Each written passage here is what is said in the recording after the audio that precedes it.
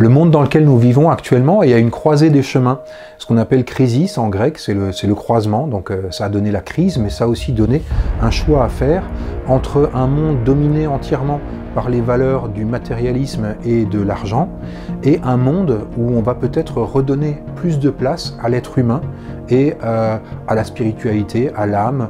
à la relation, et où on va se détacher du coup de toutes ces contraintes, ou en tout cas d'une partie de ces contraintes matérielles qu'on s'est imposées en allant toujours vers plus de technologie et plus d'efficience.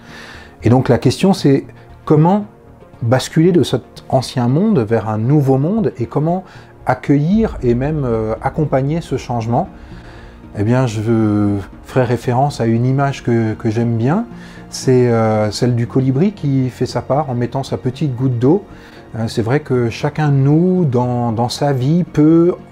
amorcer des petits changements, et même si on a l'impression que sur le moment ça ne fait pas grand chose, c'est pas avec ça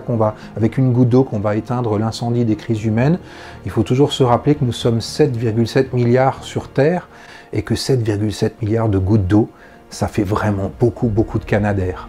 On a même fait déjà le compte une fois dans une conférence que j'ai animée, ça fait plusieurs milliers de canadair. Et nous en plus, nous sommes des êtres humains, et on peut aller bien au-delà de la goutte d'eau. On peut mettre un seau de 10 litres, et après on peut le remplir, on peut mettre un deuxième seau de 10 litres. Et donc si on veut bien se donner la peine de se faire confiance pour accompagner et vivre tous ensemble ce changement, je pense qu'il peut y avoir un effet démultiplicateur qui pourrait rapidement faire émerger et rendre visible, à l'échelle même d'une seule génération, un monde différent fondé sur des valeurs beaucoup plus satisfaisantes, beaucoup plus nourrissantes pour les êtres humains que nous sommes.